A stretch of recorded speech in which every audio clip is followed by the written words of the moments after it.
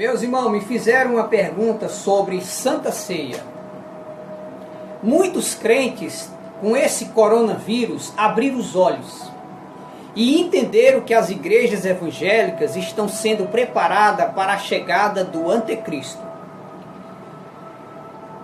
Há muitos anos, as igrejas evangélicas elas já vinham em decadência, os pastores apoiando tudo que não presta, apoiando divórcio, apoiando política dentro da igreja, apoiando o mundanismo dentro da igreja, irmãzinha com roupinha curtinha, quando sentava na igreja, tinha que pôr a mão na frente para mostrar a cor da calcinha.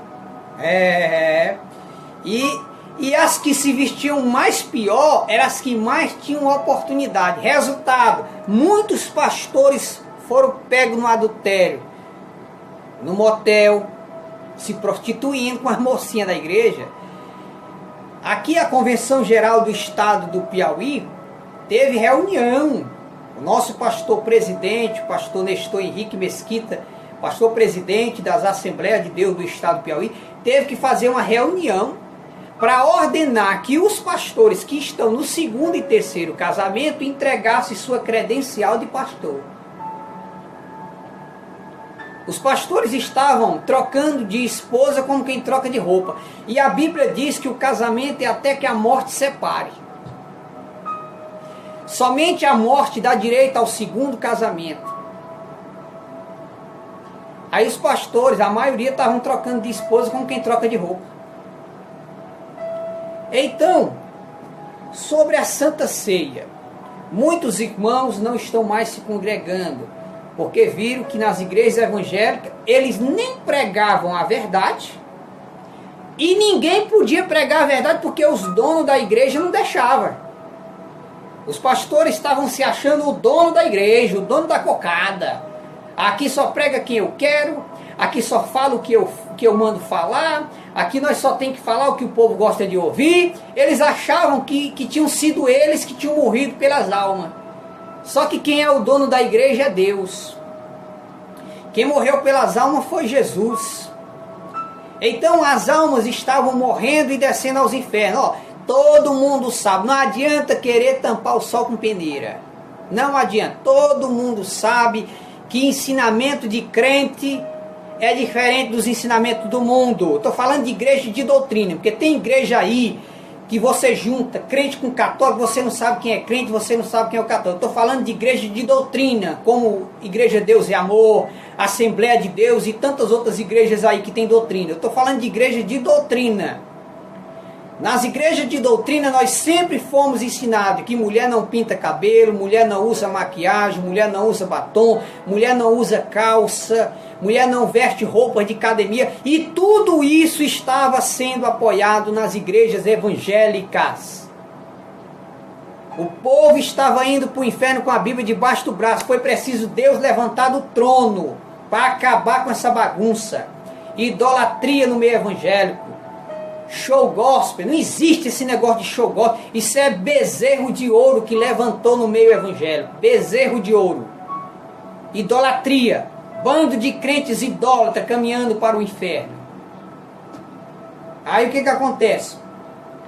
Muitos irmãos agora entenderam o que Jesus queria dizer.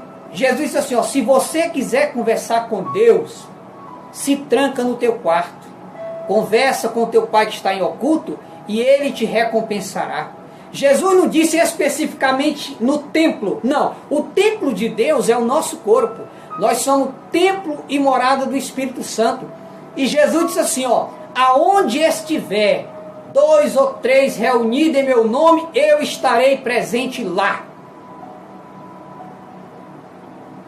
Então, meus irmãos, alguns irmãos não estão mais se congregando, outros as entregaram até seus cargos. Por quê? Porque eles estão percebendo que os pastores do Brasil estão de mãos dadas com os políticos corruptos. Os pastores do Brasil estão de mãos dadas com Satanás, com o cão, com o capeta. Deixaram de falar a verdade para o povo e agora, ó, tudo que o governo fala, eles, ó, de mãos dadas com o governo. Você acha que se a igreja primitiva fosse viva hoje, eles iam fechar as igrejas? E era nada, podia era dar bala, podia dar era faca no pescoço. Eles morriam, mas morriam pregando a verdade, falando a verdade. Mas provaram para o mundo que as igrejas evangélicas estavam sendo portas do inferno e levando as almas para o inferno. E aqueles que queriam combater o pecado eram barrados, os pastores não deixavam falar. Ó, não dê mais oportunidade para aquele irmão fulano. Não dê mais oportunidade para ele, porque senão o povo vão sair da igreja aqui e vão dar o dízimo em outra igreja. Então a preocupação era só isso aqui, ó. Eu passei 13 anos na obra missionária, 13 anos na obra missionária. Um certo lugar, se eu fosse contar tanta decepção que eu vi na obra missionária, esse vídeo tinha que ser umas 4 a 5 horas. Mas preste atenção, eu estava num campo missionário, aí eu morava a mais ou menos 30 quilômetros da cidade, num povoado, ok? De repente, um irmão vinha da cidade com o carro dele, pegava os crentes lá do povoado onde eu estava, passava para frente para outro povoado, levando os crentes da congregação a qual eu dirigia, e levava lá para outra congregação e não dava a mínima satisfação a eu. Quando chegava a noite que eu ia dirigir o culto, cadê os crentes? Mas cadê os crentes? Não, o irmão fulano lá da cidade passou aqui, levou os crentes no carro dele e levou lá para outra congregação. Foi o que eu fiz. Peguei a moto, fui lá conversar com o pastor presidente. Eu digo, ó, pastor, me diga uma coisa, se suponhamos que eu pegue o meu carro, um exemplo, vá lá na congregação de outro irmão, não avisa aquele dirigente daquela congregação, aí eu pego os crentes, levo lá para minha congregação e não dou satisfação ao irmão lá. Chega à noite, o irmão vai dirigir o culto, cadê os crentes? Aí eu peguei os crentes lá, não avisei o irmão que é o dirigente daquela congregação, levei os crentes e deixei o irmão lá sem os crentes. Tá certo, pastor, isso? Não, tá não. E o irmão que estiver fazendo isso, ele tem que ser disciplinado. Tem. Pois é, o irmão fulano de tal, que é o riquinho aqui da cidade, ele tá saindo daqui e indo lá pegar os crentes e levar para outra congregação. Sabe o que o pastor disse? Não, irmão, aquele irmão nós não podemos dizer nada com ele não, porque aquele irmão ajuda muito na obra de Deus. Eu digo, peraí, então a palavra de Deus só vale para os pobres, para os ricos, não vale não? Veja a situação que estavam esses bandos de bandido que tem nome de pastor. Corruptos, mentirosos, apóstatas, pessoas que negam a verdade por causa de dinheiro. Por isso que o Papai do Céu se levantou do trono. E se prepare, nesse ano é um ano de decisão. Vai descer a sepultura, milhares de crentes nesse ano. E a espada de Deus vai passar na casa desses pastores corruptos, porque eles mandaram milhões de almas para o inferno. Milhões. E milhões de almas estavam indo. Hoje os irmãos estão entendendo que para sermos crentes, para servirmos a Deus, não precisamos se prender a esse maldito sistema religioso, que tem um bando de obreiro panguão, um bando de bobão. Tudo que o pastor faz, ele, glória a Deus, aleluia. Se o pastor dá um peido, ele, glória a Deus, aleluia, pastor peidou. Se o pastor está adulterando, ele, não, nós não podemos dizer nada, porque senão vai escandalizar a obra. Quantos pastores dirigindo congregações em adultério, os pastores sabem e eles botam a mão em cima e acoitam o pecado alheio. Não, mas não pode dizer nada, porque senão vai escandalizar a obra. O que escandaliza a obra, meu irmão, é pecados enterrados. Aí muitos irmãos perguntaram, irmão, e aí, com a situação dessa aí, pastor bandido, não são todos, mas a maioria são pastores corruptos, entendeu? Eles apoiam tudo que não presta por causa do dinheiro. Um pobre, se fizer uma coisa errada, é disciplinado. Um rico pode ser pegado na cama, trepando com outra mulher, não é disciplinado. Veja a forma que era recebido um pobre na igreja e veja a forma quando chegava um rico na porta da igreja. Parecia um bando de rapariga, um bando de prostituta. Na hora que chegava o cara na caminhonete, já ia lá. Boa noite, boa noite, e seja bem-vindo. E o pobrezinho, quando chega lá, é mesmo que chegasse um cachorro.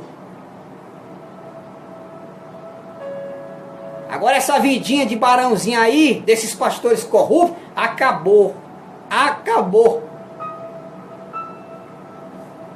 E outra coisa, meu irmão, federal vai bater em cima. Tem muita igreja aí aberta irregular. Tem muitos pastores aí, ó, fazendo fortuna em custa dos dízimos e oferta dos irmãos. E os irmãos passando fome e necessidade. Então aí os irmãos perguntaram para mim assim: irmão Pedro, uma coisa, e agora? Ele não vai seguir esse sistema religioso. E aí? Nós temos que cear.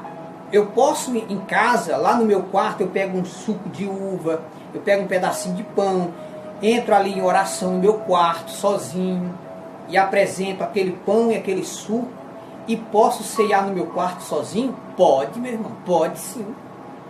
Nós estamos caminhando para uma grande perseguição religiosa. Apocalipse capítulo 6, versículo 9 a 11, fala de uma grande perseguição religiosa e com morte de cristão que está vindo por aí. É o 5º selo do Apocalipse que será aberto. As igrejas evangélicas, ela vai passar por uma grande perseguição religiosa. Os templos evangélicos serão lacrados e fechados. As igrejas evangélicas, para se abrirem, terão que se acoligar com o sistema da besta do Apocalipse. Os crentes já estavam sendo preparados pelos pastores para receber a marca da besta, o biochip, microchip. Muitos pastores dizem: não tem nada a ver. Tem sim, meu irmão. É a nova moeda mundial.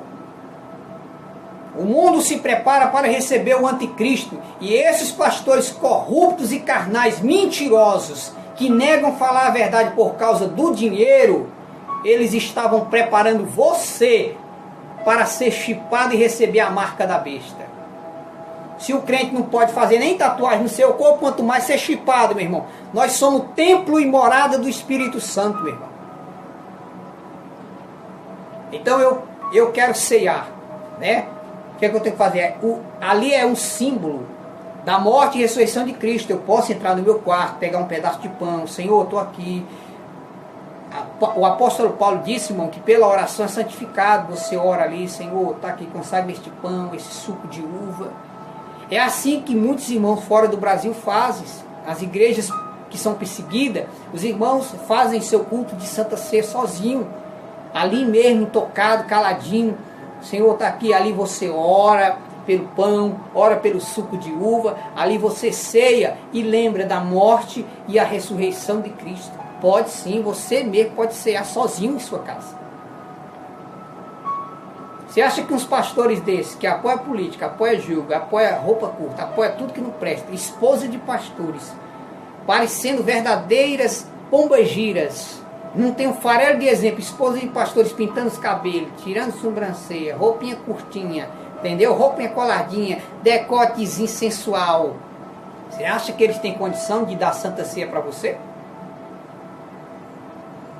E outra coisa, a Santa Ceia é uma coisa séria. Se você acha que está digno, você ceia, né? Se não, você continua servindo a Deus. Não é a Santa Ceia que vai fazer você ser salvo. O que faz você ser salvo é você ser obediente à palavra de Deus.